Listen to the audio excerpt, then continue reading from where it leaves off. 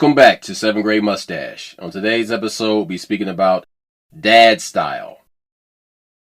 Reading and writing proficiency are two of the predictors of success in life. Boys that tend to fall behind in those school subjects usually have a hard time in life. When a boy goes from a woman-controlled home to a school with mostly female teachers, the boy will seek male leadership. If no positive males are around, the boys will gravitate toward the gang leader or drug dealer. Studies have shown that fatherless boys in Arab countries joined ISIS and Al-Qaeda. In America, 90% of mass school shooters were fatherless boys. Depression, lack of self-worth, and pharmaceutical drugs compound the issue. When you say pharmaceutical, do you mean legal and illegal, or just because people don't realize antidepressants cause suicidal tendencies, cause violence, and that's not just in males. A friend of mine, wife was very ill, and they put her on antidepressants. She got violent. This is a grown woman in her 50s. Got super violent. She like a very mellow person before that?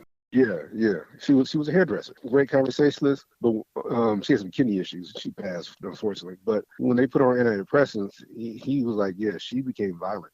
So, it's the same thing. What was the first documentary that was kind of major that came out about steroids? It wasn't Super Size Me came after, but I think it was the same dude. Or same producers, whatever. And so they're talking about steroids, and they interviewed all these guys, lots of former wrestlers, a lot of weightlifters, and a lot of the old school weightlifters like, yeah, we never had any problems with it. They were like, well, what about making your dick shrink? He says, you don't stay on it that long. It was an old guy, you don't stay on it very long, yada, yada, yada. Well, there was this one father whose son had been on steroids and committed suicide. And so he was blaming the steroids. He was on this real big campaign, whatever. And the guy from the movie said, but wasn't your son on antidepressants? He said, yeah, that doesn't matter. Well, you got that blind spot for that shit, and you don't even realize that is what actually drove him to his demise. There's a direct possibility that it might have been the antidepressants and may not have been the steroids. So when you said pharmaceutical, I was just saying legal and illegal. People procure codeine, yada, yada, yada, but there's also pharmaceutical drugs that are supposed to be helping you. And you see the commercials. When they talk about antidepressants, they always put it in may increase suicidal tendencies. Please contact. I'm like, why would you make something that has a side effect that might be suicidal? Like, isn't that what you're trying to fight against? But so when you said pharmaceutical drugs, I was just trying to make sure, is there a distinction, or are we talking about both? Well, talking about the shit that they get prescribed to them that causes their mental degradation. Since we're talking about single moms, they prey on people's desire to be good parents. And as soon as they tell you your kid is sick, you want to do everything you can. You put them on medicine, you do all this other stuff. But those side effects are sometimes worse than the disease. You remember when the rapper Trick Daddy was diagnosed with, is it sickle cell or whatever? And they're like, why aren't you taking the medicine? He's like, shit, the side effects are worse. In fact, I saw this doctor recently on one of these videos talking about, if it ain't got side effects, it ain't working. I'm like, how the fuck can you say that? Oh, most wow. Medicines, that is you're a sunken place victim of Big Pharma. Most medicines are derived from plant life. They find a plant in the wild that treats a disease. They try to isolate what it is, and then they add the side effects. If they give you a drug that works, then you're not going to come back. If a drug dealer could give you a joint that worked for the rest of your life, you ain't coming back. Look, I came from a single mom situation. We talked about it on a podcast. I don't want to rehash it. But I have ADHD. They put me on Ritalin. And at one point, my mom thought I was on too big a dose. So she had a friend that was a pharmacist, and she took me to him. Like, hey, I know Ritalin stunts people's growth. And he was like, yeah, let me see. And I walk in. He's like, oh, no, it ain't stunting his growth. But, yeah, so that's how they prey on you. They hit you with this, you're not a good parent, you're not a good parent. Now they're hitting you with the kids don't belong to you, but that's a whole other conversation. But they hit you with that, and they use that against you. And they put you on needless medicine. I'm going to give you an example. I just read an article about melatonin. You know how they give the young kids melatonin so they sleep? Melatonin, they finally have got the data in from these long studies on melatonin. It slows down your puberty. So a kid who takes if you take too much melatonin, so instead of hitting puberty at 13 and 14, you'll hit puberty at 16, 17. It actually slows down your puberty, but they don't talk, because you get those melatonin gummies anywhere. I got grandkids. I gave it to them once or twice, but then I'm like, let me read about it. Look that shit up, but it will delay their puberty. So the reason why I call this episode Dad Style, it is about the crisis of boys and the need for fathers or men in their lives and what it is doing to society. Fathers have to pay attention to their kids and steer them away from things that would make their mental state worse. Children that come from a household that has both rules and love will prosper because they feel secure due to that balance. The lack of love and rules is what makes them mentally insecure. Balance is truly what allows a family to prosper. To thrive, yeah. I just saw this video. She wasn't a psychiatrist, but she was reading from a book where they were talking about differences between men and women, and they were talking about babies at like even 6 months. That if there's a male baby, and they place an obstacle between the baby and the mother, the male will try to go around it or climb over it. But if it's a female baby, she crawls and meets the obstacle. She sits there and starts crying so you could hear her. And they were in the example what they were explaining is that even at an early age, that men are trying to fix stuff and women want to be heard. And if you laugh, but that shows that there are fundamental differences between the sexes that aren't just physical. Kids actually want rules. They want hard boundaries. They want to know that, all right, I can't go do this, I can't do that. It creates a challenge for them, and it allows them to actually use their creativity in a way. It makes the world a much more structured place. I can't eat after this time, and I can't go outside after this time. So then between this time and that time, I got to figure out a way to get the most enjoyment out of my life after I get home from school. Look, we were broke. We had a great childhood, did everything. But I'm going to give you an example of what you're talking about without giving you an example of what you're talking about. My children were in foster care. My son, I was his foster parent until he ran away and got in more trouble. But my daughters were all placed with single women, multiple single women. But you're saying that your children were in foster care. You get this greater context. These are not your biological children. No. And so I don't want people to be thinking, oh, well, this motherfucker can't keep his house in order, and so his kids wind up in foster care. That is not the case in this scenario at all. Thank you for protecting me, but I get it. But this is the conversation that I'm trying to have is that the only one of my daughters that probably got the proper structure, as in male, female, was the youngest, but she was also placed the most times because she, again, manipulated the system. Once she realized that she can manipulate the system, that's what she was doing. But the point I'm making is you don't realize how many of these foster parents are just single women. And they all, not all of them, but a lot of them have the same message. They don't have that structure message. Put the shoe on the other foot. Single parent father raising a little girl. Now, off the rip, women are going to say, oh, is that girl getting everything that she needs from that parent? He's a man. How will he know how to do her hair? How will he know how to dress her? How will he know how to attend to her feminine needs as she ages? This illustrates the bias toward the woman in that same situation. Everybody's like, oh, well, a woman can do both. She can take care of this and that. No. A woman can do her best. A woman can do a very good job. You're an example of that. But it still is not the same as having both parents there. Here's the thing. When a father is around, dad style is the kids can take it. No, but they're going to go out there and the mother's going to be emotional and say, making decisions based on emotion. The father is logic and ration. He's like, wait a minute, hold on. The dad's going to say, I went through this and I turned out fine. My buddies went through this. They turned out fine. My dad went through this. He turned out fine. They're going to be fine, sweetheart. Let them go through this. See, fathers, they want children to experience real life, but just enough to show them valuable lessons. Fathers must be very careful about how much of the real world they expose their children to. My dad would let me watch R-rated movies with him at 7 years old?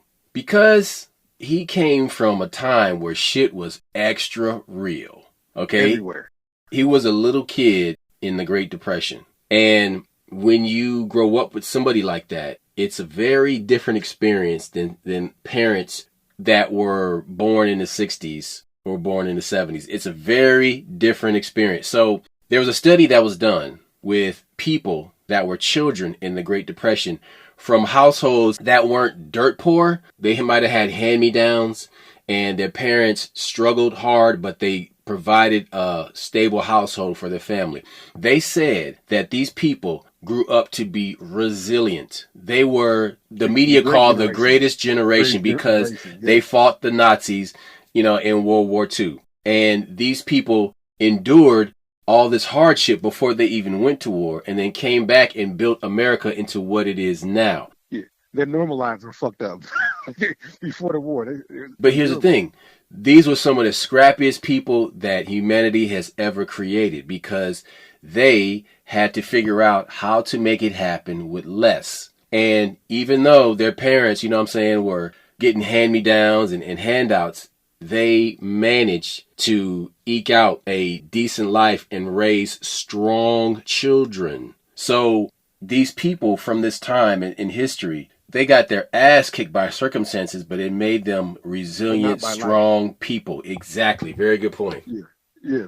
Hold it.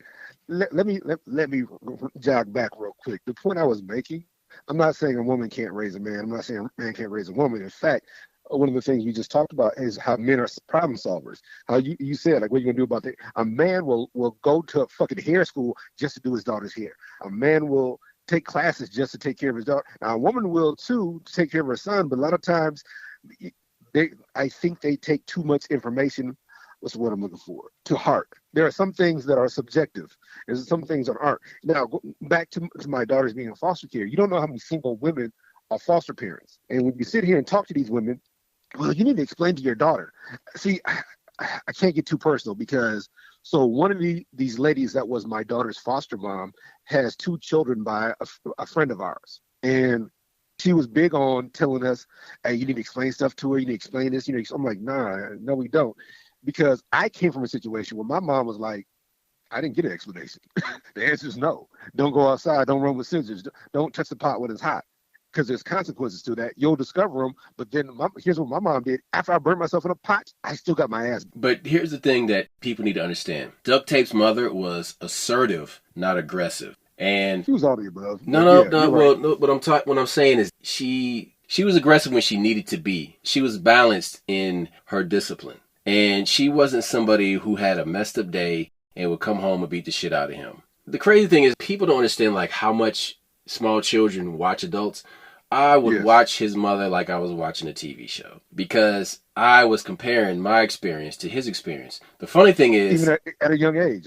Yes. But see, the funny thing is his mother and my father had a very similar behavior, psychology when it comes to raising children. Very similar. And it's crazy because that goes to show it does take a village to raise a child because back then it did. And there were people that were around you that were looking out for you. Another thing is that your father was raising a man. He raised daughters into women. Mm-hmm. He raised you into a man. I'm talking about your other siblings, but what I'm saying is that he never doubted what he was doing. My mom was raising me to be a man, and that's what I experience with these women now. They're not raising you to be a man. But see, my father was firm in his teachings. What I mean by that is he was authoritative, but he wasn't authoritarian. He wasn't a dictator. No. Like, the thing is, 103,000%, my dude. But, and that was never a question, ever. But see, he made that clear that he is the king. And as the king, I respected him. Everybody knew he was the king. At his funeral, it was clear that we was burying a king. It was clear. But the thing is that guys like that made it clear that I am the king of this domain. You will live in this domain and you will have a good life, but you will do as you were told. Until you turn 18. Until you're 18 and you got to get the fuck out of here. Hold it. See, you're saying some deep shit. And I want to point something out. Also, in this same period that we came up in, you didn't get You didn't get pushback from the school. The school wasn't trying to raise your kid. The school was trying to educate your kid, and you raised your kid. Now the That's school is trying to because they raise your had kid. not reached that point in the demoralization campaign. Whatever you want to call it. But you didn't have to worry about your kid going to school and the school doing too much. You know what I'm saying? But see, children with anxiety or depression will have their problem made worse with too much therapy. Some children begin therapy at age 6, even without any major mental diagnosis. Too much oversight and needless mental health intervention is making their problems worse. Children are allowed to leave class when they are feeling anxious. The ability of children to manipulate teachers and abuse that past are completely overlooked. Look, what I'm saying is that, ADHD is real. I got it. I can't see certain shit. I was always in the slower reading groups than you, all that shit. I got home, my mom made me read. My mom beat my ass over spelling tests. But your problem solving and your comprehension was always on par with everybody else's. Oh yeah, I can read, but when the adrenaline hits and I can't see stuff or I see the wrong shapes and stuff, is somebody, you would have to see it to understand it. This shit's real. But what I'm simply saying is that the idea, like me and you had this talk, and so when you have a disease that is so big a part of you that sometimes you can't separate yourself from the symptoms. So once I got older, I understood what a symptom was and what I am, and you separate yourself from the symptoms. If you're going to be successful in this life, if you got diabetes, you got any kind of disease that is ingrained in your being, then you need to separate yourself from the symptom. When you have ADHD, your brain craves stimulus. And sometimes you'll date a fucked up ass woman or fucked up ass nigga, and you don't understand why. It's because your brain craves stimulus. And also, when you're with that person, you don't have to look into yourself. You don't have to look inward. You don't have to I'm better than them. You literally go through like, their problems are worse than mine. I don't need to address my problems. Then all of a sudden you realize, oh shit, if I address my problems, I might be with a different mate. Now, when you ain't ready to settle down, it really don't fucking matter. But when it comes time to settling down, you'll say stuff like, you'll make decisions based on a person you ain't met yet. And I'm gonna give you like 2 examples of this. First thing, whenever a man or woman says, I'm gonna marry the next person I get with, that's a bad thing to say, because you're thinking with your mouth and not with your brain. You're saying something, now you got to stand on business, and you fuck around, and now you're in a relationship for 5 or 6 years with a motherfucker that you shouldn't have been in a relationship with. Same thing with these women while they're pregnant. Oh, I'm not going to spank my child. Okay. How about you're making a decision before you meet the child? How about you do discipline based on the child and not based on your past experiences? Because it's hard to do that. It's hard to separate yourself from your trauma because whatever you went through, but you might not need to spank your child, or you might have a child that you need to spank. And like, hey, assert yourself and take dominance. But you're saying, I said this at 7 months before I even met the nigga, that I'm not gonna spank him. I'm not gonna spank her. And then you come to find out, I spanked my 2 younger daughters. I both spanked them once or twice, and after that, didn't have to do it no more. So you do what's necessary. You don't make up your mind before you meet them. And I think that's a big part of what Roscoe's saying about dad styles. A dad style is more based on necessity, what I need to do, and not based on what I want to do. Because I don't want to spank my child. I spank them because I need to. I need to assert myself. I need to let them know that what you're going to endure in the world is worse than what's going to be here. So I need to prepare you for that. Look, the talk as a black man that you have when you have a black son is that cop is going to spank you way worse than I am. You're going to encounter shit. Like, we've been stopped by the police. We've dealt with situations. I ain't got straight up abused by like some other people, as in police brutality, but I've had police overstep their bounds. We've both been, the incident I'm talking about. So what I'm saying is that a parent is going to prepare you for life. Then they're not going to talk you into or coax you like, hey man, you're better than what you are. You're not going to encounter this. I had this argument with the mother of my 2 younger daughters. I sent them to a sensei that we know, and she's like, "Well, I don't want my daughter to have to fight. I don't want her to have to fight. I want her to be able to fight." you're light skinned, you got good hair, somebody's going to make a comment. Oh yeah, they're gonna try you. Yeah, they're going to try you. And I'm not talking shit. This is just reality. Now, I could be wrong, and if it never happened, no.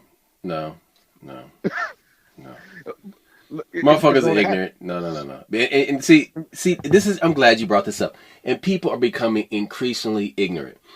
So, because the governor has been taken off, they're going backwards. They're going backwards, dude. So now we're seeing the cumulative effect of crack cocaine in the black community, and how it has created mutants. Not cool X-Men mutants. No. More like Toxic Avenger type of mutants. Okay, but with like a bad attitude. So a good example of this is the Cam Newton incident that happened several weeks ago, and how details.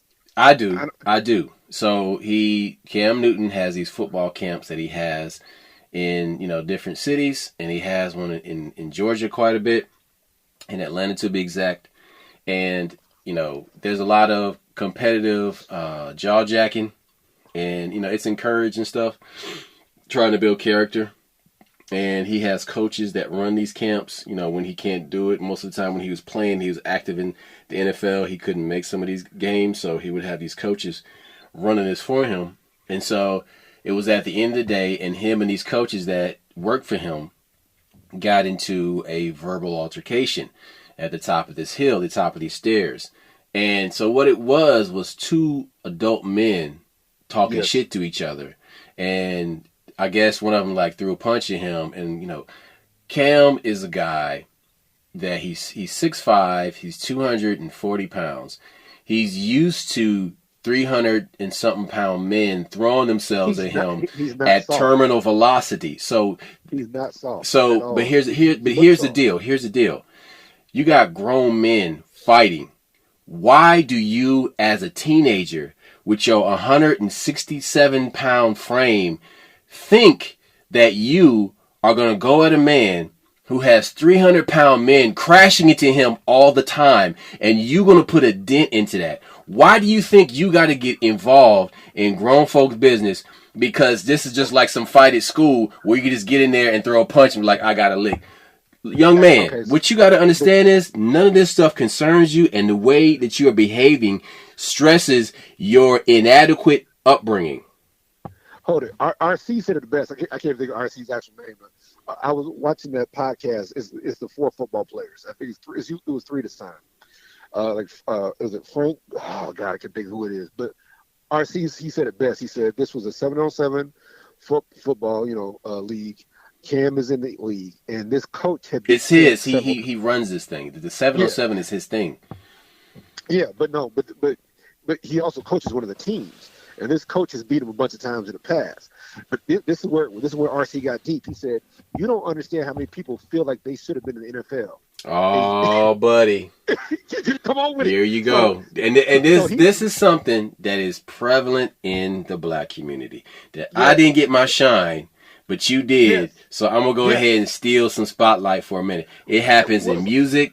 It happens in sports. Yo, when that dude Mayo, when Jordan came to town, Jordan came to Omaha a long time ago.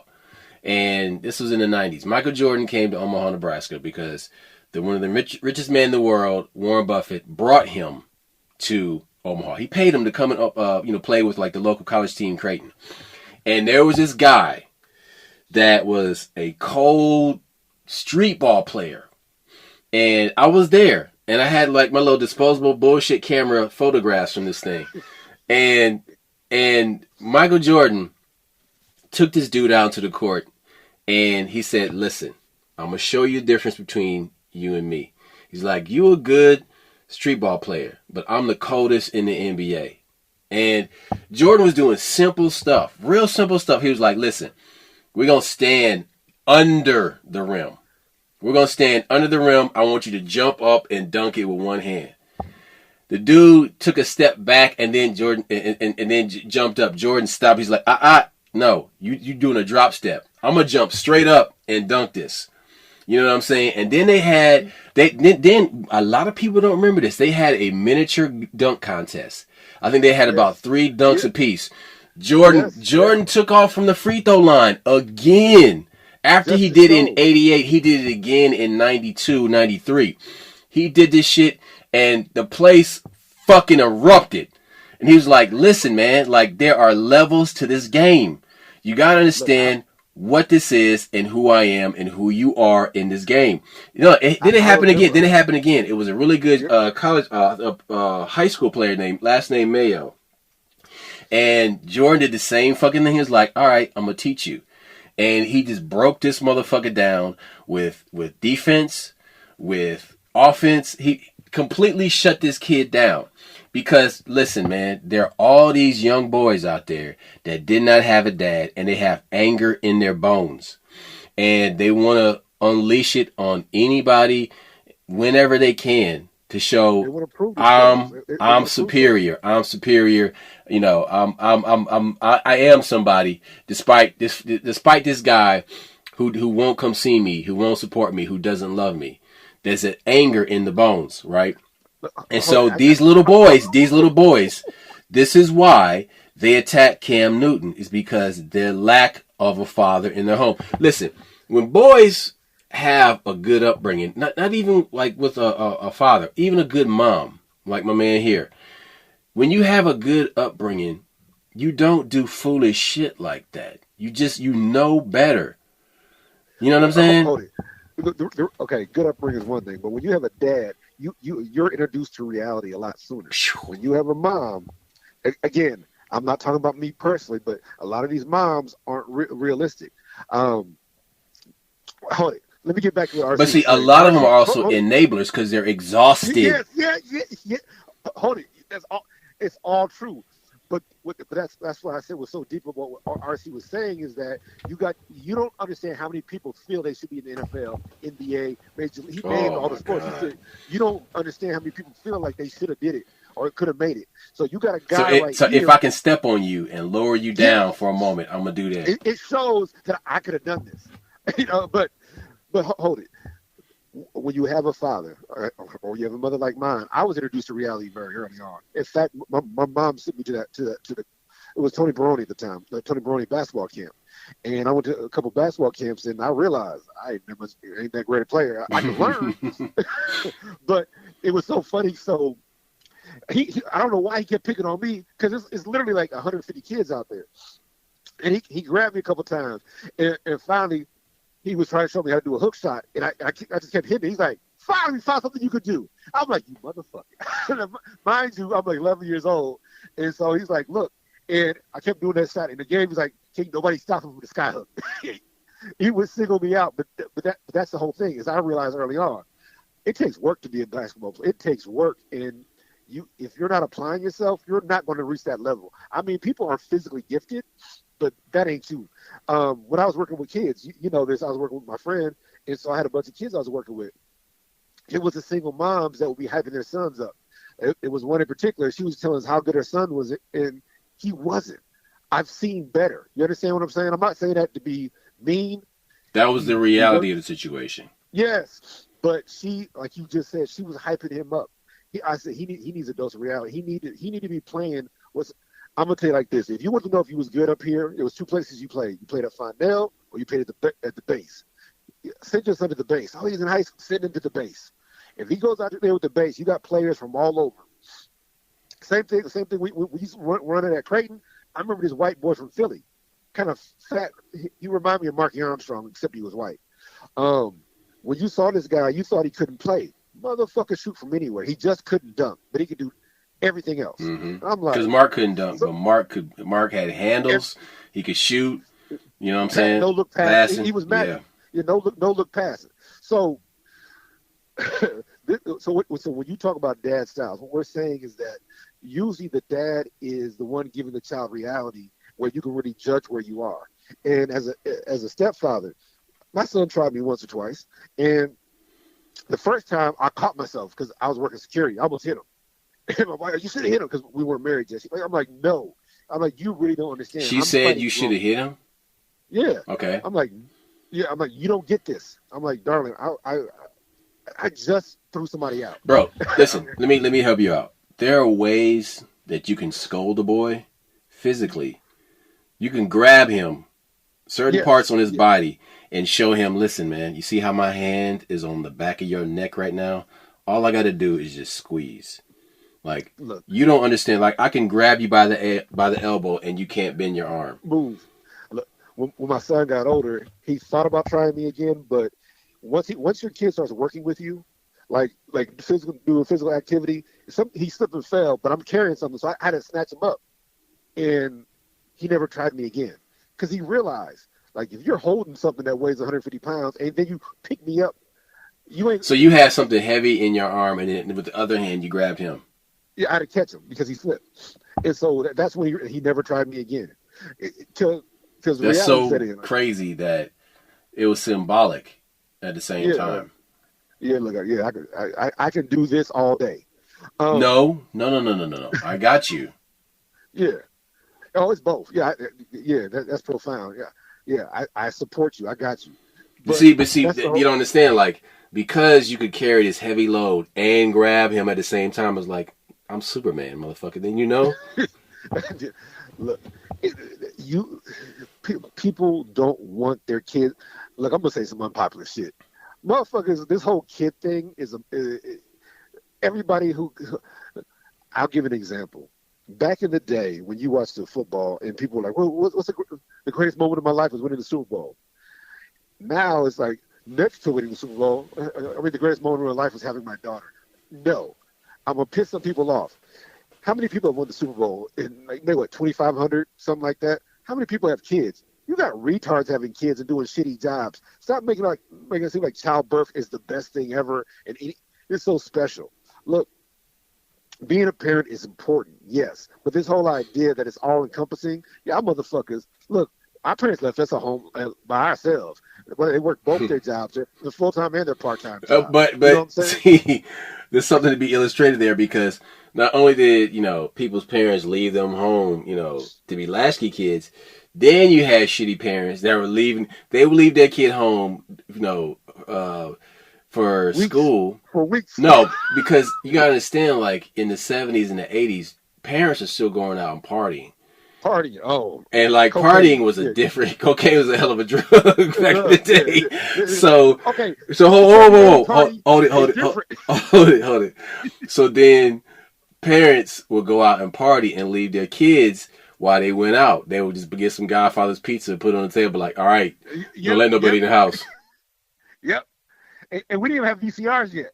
Like VCRs came back in '84, 84. You had the first VCR in the hood, but that's another conversation. But so because you remember like in the late '80s, early '90s, they would buy the pizza and put the tape in, and like, hey, y'all cool. Mom, daddy be back by about 2 o'clock.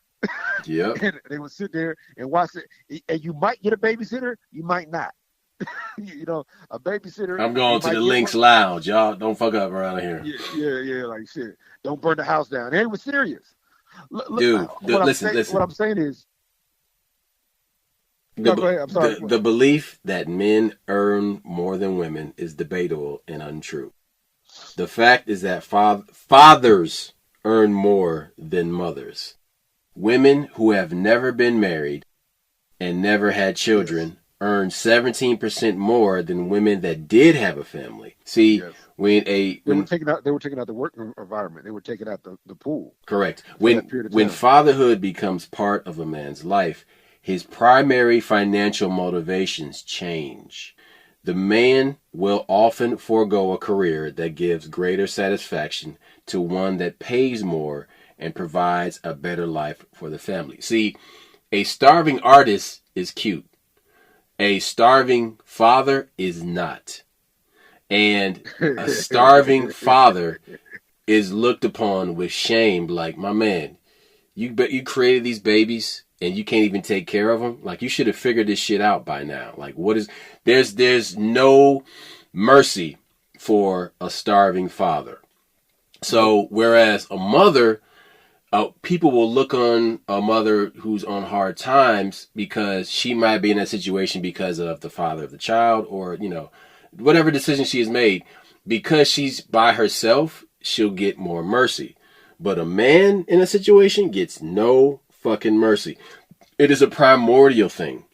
It is something that people look back into time and say, listen, you're a man, get it together, and take care of these fucking children. Figure it out, solve it. This goes back to what I said. And that, but see that exactly. But that figure it out, solve it is also how suck it up and deal with the problem is actually a good philosophy when it comes to children. Look, there are times that you do need to address 100%. But I'm talking about small things that has created a huge problem. Julia Dutton, a cultural psychologist, studied children from around the world. She noticed that American children exaggerated threats versus foreign children who would assess the situation more carefully. This is part of the reason why microaggressions exist. When a person turns their pain into an organizing principle of life, it stifles their growth. There are many therapists that understand that many people benefit from not talking about their pain and healing in their own way instead of constantly rehashing it. So somebody that I loved immensely died in a plane crash. And my mother saw me. I wasn't living at home, but I guess my mother saw a picture of me. I was living in another state, and my mother saw a picture of me or something, and she was like, you know what? My mom didn't even see me. My mom could hear it in my voice that something was wrong, that I was depressed. She told Duct Tape. Duct Tape came to see me. He was like, man, you look like shit. This is our way of talking about. Okay, you leave it out some steps. Your mom like, your brother needs you. Go. Yeah. I'm like, I'm in college. I have no money. She didn't give a fuck about none of that. She didn't give a fuck about that. She was like, she didn't give you no money to get out. She was like, handle it. Figure this shit out.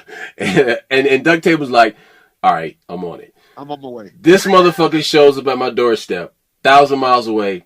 He was like, you look like shit. And that was our way of talking about the fucking situation. That was, the crazy part about it is, that was all that he said. There was nothing beyond it. None of that Mickey Mouse bullshit, to quote my dad. It was, dude, you look like shit. Let's go out. We went out.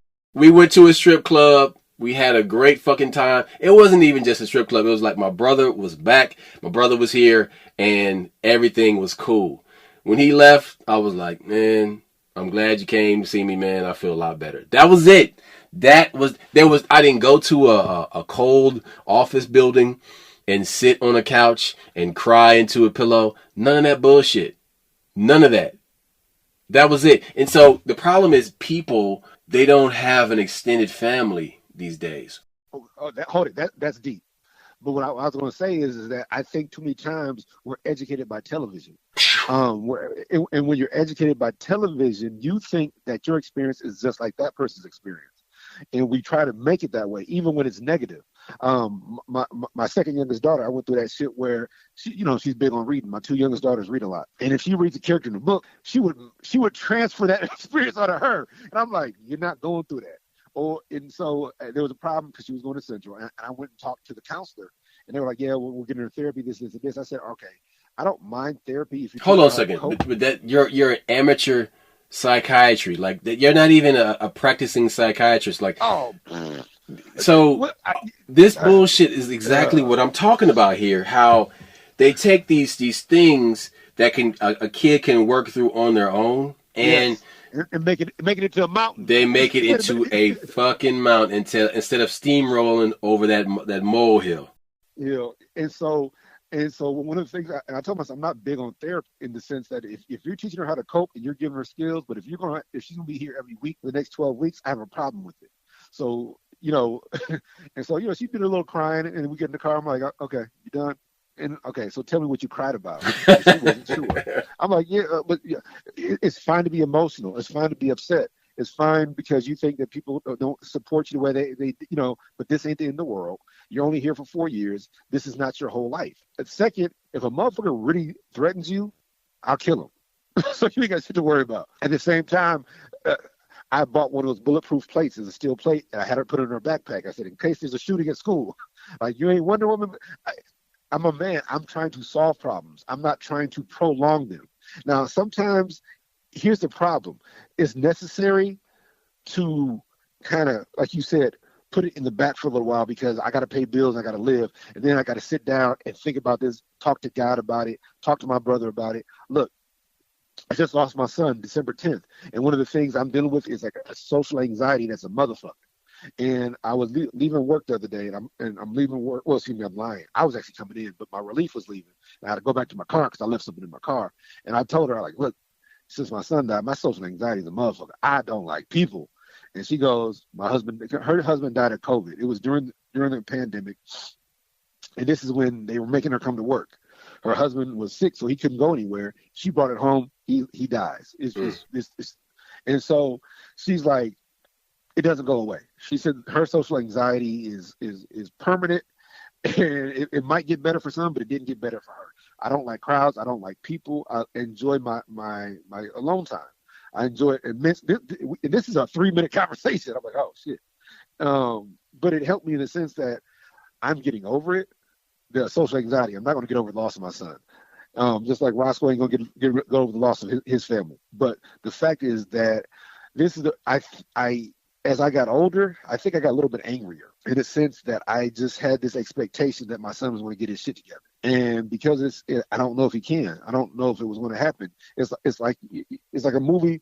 Like, you ever watch a series you like, and then they had an episode, and you wait for next season, they cancel it. I'm like, you motherfucker. It's so anticlimactic. It's such a disappointment because it's like a limb that's been cut off. And like, you motherfuckers. Yeah, fucker. You mother. But I'm gonna tell you something. I'm gonna tell you something from experience.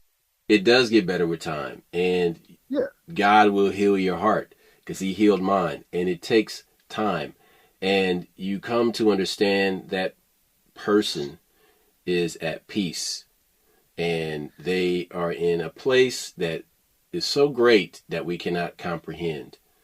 And that's what it's there for. Mm-hmm. It's to complete your journey. Like all the stuff you experience here, it cultivates and you go in there.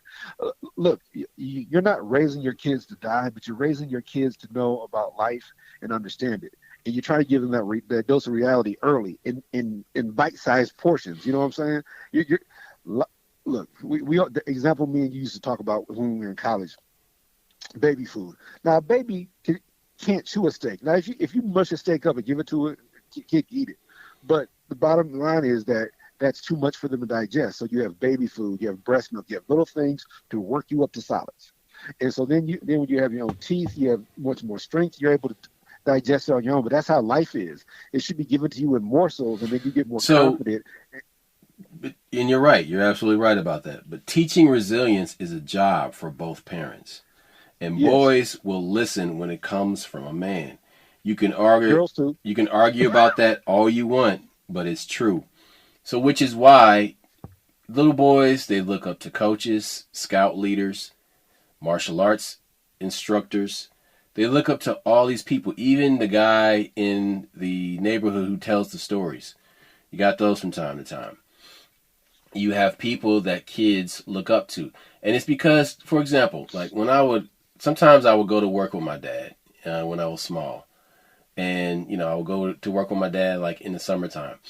And I would see him interact with people, and I would watch him, and I would watch his rapport and his confidence in the way he carried himself and the way he spoke to people. And I wondered, like, what is that? How did he come to have that ability? Or how did he come to know all these things? And I respected that when I was very small, because I'm like, wow, that's like a superpower to me. My dad is so smart. He knows all this stuff. But not just that, people respected the fact that he had this wisdom. And I was like, man, that's a superpower. He had a rapport with people. Yeah. He did. And I could tell people respected him. Like, even at 6 and 7 years old, I could tell this, man. You know what I'm saying? Like, I could perceive this somehow. Because, we knew what disrespect looked like. You know what I'm saying? Like, the kids that we were getting fights with, we know what the fuck disrespect is and shit. But you would see, your parents doing these things and talking to people, and like, that's something I don't have right now. Like, I gotta become that one day. One day I'll be like that, but I don't have that yet. And it teaches you, how watching these men, like you watch your uncles or you watch, your older cousins, how are you walking? See, a funny thing is, like, back in the day, Black men had a specific walk. Yeah, And swagger. yeah, like your walk. No, because like, I mean, Richard Pryor had joke like, look at this brother's walk. You know what I'm saying? Yeah, But the way you walked they're crazy. was Yeah. was about was about your personality. Was about your confidence. George And Jefferson. Yeah, it's yes, real. I mean, You could own a these room were by your walk. exaggerated. These were exaggerated examples, but it projected your power. And dudes now don't have walks no more. Have you noticed that? Wow. Ooh, that's look. See, this is the problem when you're raised by a woman.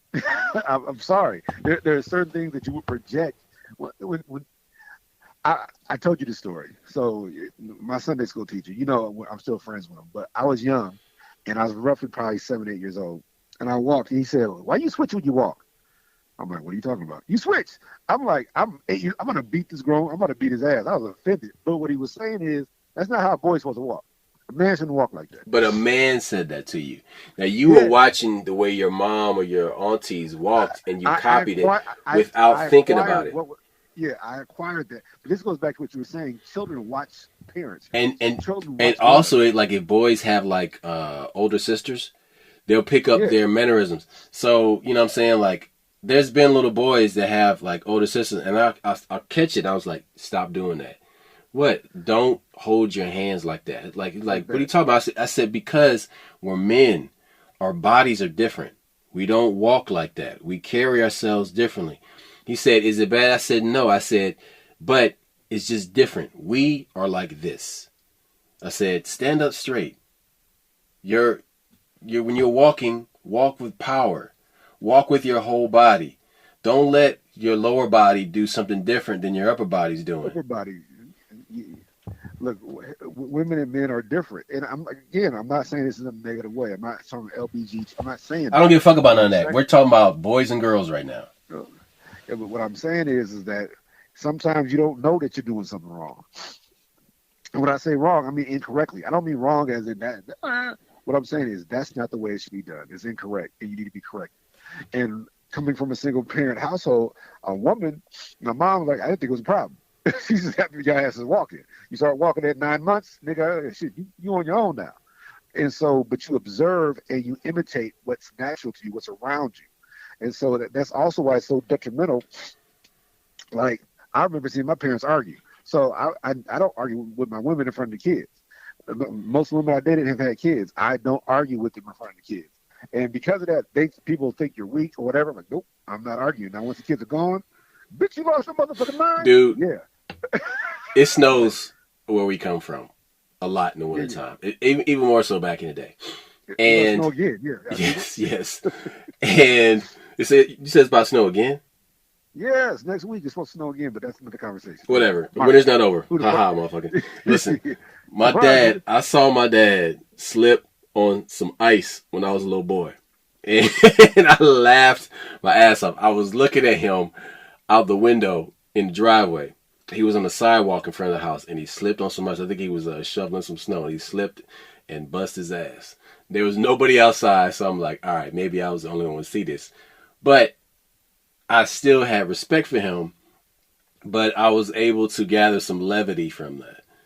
You know Yeah. what I mean? Because like this big, powerful black man, who I see as the king of the universe, slipped and bust his ass, and it was fucking hilarious. You know what I'm Well, saying? hey, but he got right back up. He got See, right you back up. understand? Yeah, it's the getting up is a motherfucker. The slipping is easy. The getting up, that's a motherfucker. And he gets up, finishes his task, but that's also how we were raised. You got to finish your task.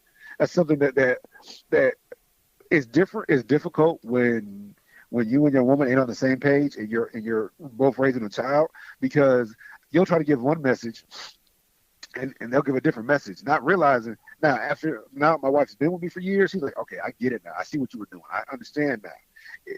You were taught you weren't talking about that task. You were talking about life in the next 20 years. And I'm like, I remember my kid wanted me to pay him because he had fucked my yard up. I'm like, hey, you cut my grass? Get a shitty job. I'm not paying you. She's like, you pay him something? I'm like, no. Why would I pay you? Because I got to go do it again. No. So let me ask you a question. Did you ever attempt to show him to do it the right way? Yeah, of course. Okay, so you did train him, but he went rogue. Yeah, he had a short attention span, and at the time his mother wasn't on the same page as me. When he turned 14, 15, that's when she got on the same page because she realized what was happening at 10 and 11 mattered. And I'm like, yeah, that shit matters. You can't. You're not raising a child. You're raising a man. You're raising a woman. And what happens? See, at 10 and 11.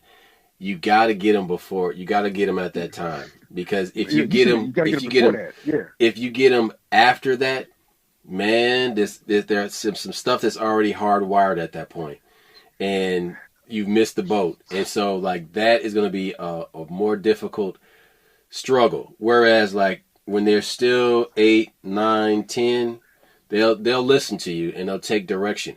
If you can get a boy to take direction from you, then you can teach him a lot. But if he doesn't take direction, man, it's going to be a lot of fucking long days. Hey, I'm going to say something. You tell me you tell me if you agree or disagree. If you say a woman is a shitty mom, they lose their minds. They get triggered. But if you say a guy's a shitty dad, he'll just keep having kids. He's like, fuck it, I'm going to keep trying to get it right. It doesn't offend the guy to hear he's a bad dad. So, okay, but watch this, though. So I was recently working with a dude. I think I might have told you about him.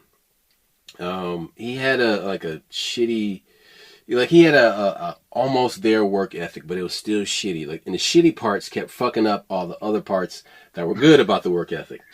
Yeah. But he kept telling me, I got 6 kids. And so I just asked him, I was like, so do all these kids live with you? He's like, no. I said, oh, okay. How many of your kids live with you? Just one. I said, why is that? He said, because I'm a dog.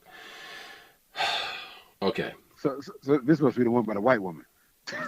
He was from Chicago, right? No. Inside joke. Right, I know. But yeah, but the funny thing is, like, this, she wasn't a black woman. She was a Latina. So I was like, oh, well, there you go. Right. So, but I'm like, okay, so why you keep telling me about all these kids you got, bro? Like, if they're not all living with you, don't tell me you got 6 kids. You know what I'm saying? Like, I understand you probably. Well, but I understand you probably do your best to, like, you know, go and see them and, like, see them every summer. That's cool. But stop telling me how many children you got, because that has nothing to do with his work that we're doing today. And you're not good at it. Right. Apparently. Exactly. All you doing is making welfare recipients, motherfucker. Dude, like, but this is the crazy part. Like, this dude was younger than me, but he couldn't handle the physical tasks that we had. And I'm like, dude, this thing that we're holding is only like 100 pounds, man. You know what I'm saying? Like, look, I'm going to need you to do some push-ups tonight when you go home, you know what I'm saying, and get your arms stronger, dude, because, my man. Hey, that drives you crazy. Like, so whenever these women talk about how shitty their baby daddies are, I'll be like, well, what qualified him to sleep with you in the first place? Because you picked that nigga. Mm-hmm. You know what I'm saying? Like, and you got 2 or 3 kids. What does that say about your judgment? Yeah, look, your discernment is bullshit. Look. If you just fucking raw all the time? Come on now. Oh yeah, man. Like shit. Clearly, this motherfucker wasn't known for working. So why the hell? I think what we're saying is that this dad style is important. I'm not, like I said, I have no problem saying a woman can raise a man, but you have to be raising a man. You have to be mindful of it. You have to make a decision to raise a man. And I think that's hard for women to do because they feel guilty, and what they do is they turn these little niggas into the nigga that left them. You dress them like the motherfucker that left you. You dress them like the motherfucker that mistreated you.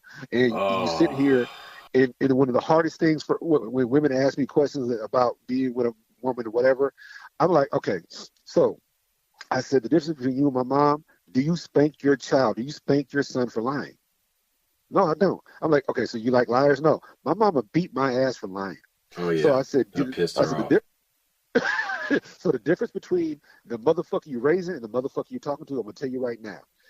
He's afraid of the truth. I'm afraid of lying. He will lie to you from here to he'll mislead women. He'll be just like the nigga that you couldn't stand because you raised him to fear the truth. Me, I fear lying. I'm not scared of the truth. He's scared of the truth. I'm not scared of shit. I'm scared of lying and disappointing my mother. And so once you understand that, then you come from that point, that angle, and you're trying to raise that child to be a man, somebody that you can look up to, somebody that can take charge, a motherfucker like. One of the rumors that people used to talk about was that some of the things that were implemented after 9/11, they waited till a lot of those World War II vets were dead. And I'm like, whatever. But then you realize them motherfuckers wouldn't stood for this shit. No. Like, you ever talk to somebody that's real with the shit and been to Nam and all this, and they'll tell you stories like, I got a friend of mine who taught me about guns. He's real into them. And we'll go to a gun show and he'll see that World War II paraphernalia from Germany, the Nazi shit. He gets pissed. He said that was about socialism. That had nothing to do with anything else. And we beat those guys. And now people are trying to lay socialism at our door. And you're going to walk around with he gets heated. Because he has the correct context. Yes. See, we're mixed up in life because we believe that we were fighting Nazis because they didn't like Germans. Excuse me, they didn't like Jews. We think we were fighting Nazis because of their war crimes. No, we were fighting Nazis because they were socialists. And until you understand that how socialism really works and what really happens when you put it into implementation, how about this? What happened to those black Nazis? What happened to those black guys that were in Germany? They castrated them. Some of them niggas are still living. I think the last one might be close to dying, probably 99. So you got to realize what that shit really means when it comes to putting it together and how it really looks. But the idea of socialism is the idea that you want somebody to take care of you. The idea of socialism is the talk that you don't want to have, is the fact that I don't trust the government, so I want socialism. Well, who the fuck makes the decisions on the socialism? The government, the same niggas you don't trust now. Look, what I'm trying to say is that when you raise these kids, you're not raising kids. You're raising them to be adults. And if you don't hold that little nigga accountable, he will be in jail later on. You can do everything right. Niggas still turn out to be shit. But you also have to teach them about risk and how risk and reward. Yeah, yes. That, hey, if you like a girl, go and talk to her. She might shoot you down, but you have to take the chance. If you want to go and you want to play on this ball team, you have to try out, man. You have to try out because you don't know if you're good enough or if you can make it or not unless you go and you put some effort to it. You have to take a chance. And kids today are so risk averse that they're in their heads too much, that they overthink and overtalk about everything because there is a financial incentive for pharmaceutical companies to misdiagnose these children and get them into the system early. So then these kids are already in the system, be it for psychiatric issues, and then that can spin off, if there's not enough guidance, into the prison industrial complex. So there's a lot of incentives for people to make money off of your child. They have a lifetime consumer, lifetime customer. There you go. Look, one of the things that's bugging me right now with this whole non-binary thing, how do you know who to sleep with? How do you procreate? If that's the thing, though. That's the thing. So if you can create all these different, identification stigmas, then you have all these different types of people, some that can create and procreate. What happened is this group that was so small saw that their numbers were shrinking because they can't procreate. And so then we got to recruit. So they're like the U.S. military right now is like, we'll take anybody. We'll take anybody. We got to recruit. We got to get our numbers up. So how do we do that? We're going to lower the standards for acceptance. Or we lower the age. How about that part? That's another conversation. That's dirty. Yeah, fuck. You lower the age for. But the same thing with the military. When they get desperate, they go from 18 to 16 to 17. And you hear about these niggas in Nam joining when they were 16 and 17. You hear about the shit. You listen, in the movie Apocalypse Now, look at Lawrence Fishburne's character. That dude look like he's about 14 years old. He had just did a movie before that called Cornbread, Earl and Me. Earl and Me, yes. But that was done to show how kids would go to Vietnam just to get away from the world so they can get some listen, boys go to war all the time because sometimes they want to grow up, to prove themselves, to get the benefits of the military and what the military offers. My father did. But also, you got to remember how the big difference between Vietnam and World War II, the guys that came back from World War II were fucking gods. The guys that came back from Vietnam were the opposite, the complete opposite. Yes. So you went to be like your grandfather. You went to be like your father, but you came back like a fucking loser, and that shit's fucked up. Look, this dad style is a real thing. Don't be afraid to be a father. That's another thing that I've seen in I've dated a few single women in my time, and they're single moms, and the one thing that they're so big on is they don't want their kids ridiculed. They don't want that. They don't want that. Like, nah, it don't work like that. What you do is you prepare them for the worst case scenario. You don't try to dumb it down. You don't. I'm buying my kids Jordans because I don't want my son being teased. I'm like, well, shit, little nigga awkward. He gonna get teased. You teach him how to snap back. You teach him how to. Dude, like, let me ask you a question. Have you ever seen that look in like a little boy's eye when they're looking at you and they have this look of fascination? It's almost like this guy knows some stuff, or this guy is cool. Have you ever seen that look before? I have seen it. It's admiration, and my only thing in life is to live up to their expectations. Oh, wow. So like I've dealt with kids. I've broken up with women, but I still the kids are mine. That's because I want to live up to who they think I am, boy or girl, because they think you the coolest shit ever. So you got to make sure that you are the coolest shit ever. Make sure you can answer those questions. Make sure that you're there when they need a cry. You're there when they have a question, and you teach them how to fight. The person who taught me how to fight was my mom and my cousin. And I remember my cousin telling me, if you make a fist, make sure you put your thumb on the outside. Why is that? Because you'll break your thumb. Didn't know that. Because niggas be making the wrong kind of thumb when they're young. Wrong kind of fist. So you learn that shit, and you realize, like, oh, my cousins can fight. my female cousins will beat the shit out of me. You have your thumb on the outside, not on the inside. Yeah, but it's little shit like that because your education came from television. Their education came from reality. And so, like I said, when I took my daughter to Sensei, and he was like, yeah, you teach them how to fight because I don't want them to fight, but I don't want them afraid of it. I don't want them to not know what they need to do in a situation. If you got to kick a nigga in the nuts, headbutt him, and throw an elbow to get the fuck away, you do that shit. And so you're preparing them for the world that exists, not the world that you want them to be in. You fuck this fantasy shit. And it's real difficult when you deal with a woman because she's going to tell you something different. I don't want my kid to go through that.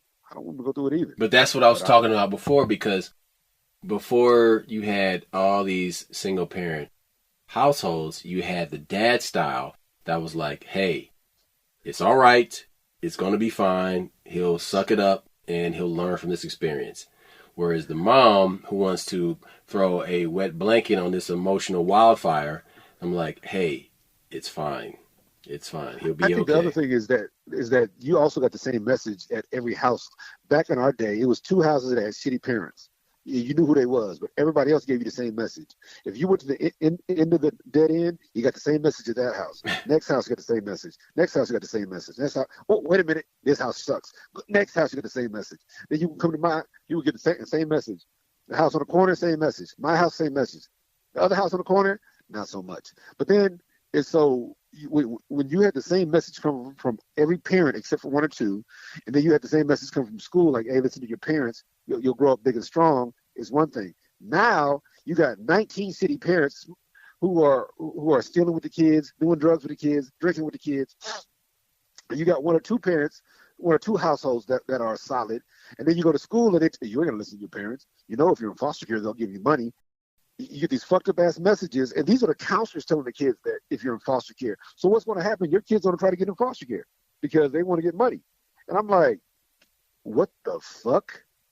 So yeah, it's hard to have that good dad style now because everybody's screaming against it. Everybody on TV, everybody on social media, and everybody tells you your dad's too hard on you. Nah, motherfucker, I'm raising you to be a man. And the thing that we keep seeing on social media that blows my mind is that when you see these other nations, how hard their kids work in high school and grade school, how hard these kids work in Russia, how hard these kids work in China, how hard these kids work in Nigeria and these other places, Then you have these kids over here who are crying over social media, killing themselves because somebody posted a picture of them. Yeah, America's in trouble because we're not going to be able to fight the enemy, and we don't know what the enemy is. So I'm not trying to scare nobody, but I'm saying you need to be doing 95 push-ups, 65 sit-ups, all this. You need to be doing that shit every day, then sending your kid out to play. Your kid does not need to be on fucking social media. You need to raise them and not let social media raise your kid. Take them outside and get them some exercise, because exercise is excellent for depression. It's excellent because you are out of your head and you're focused on the sensations that you're getting from working hard. Look, dad style is real. That's all I got. We out. Peace. Yo, holla back.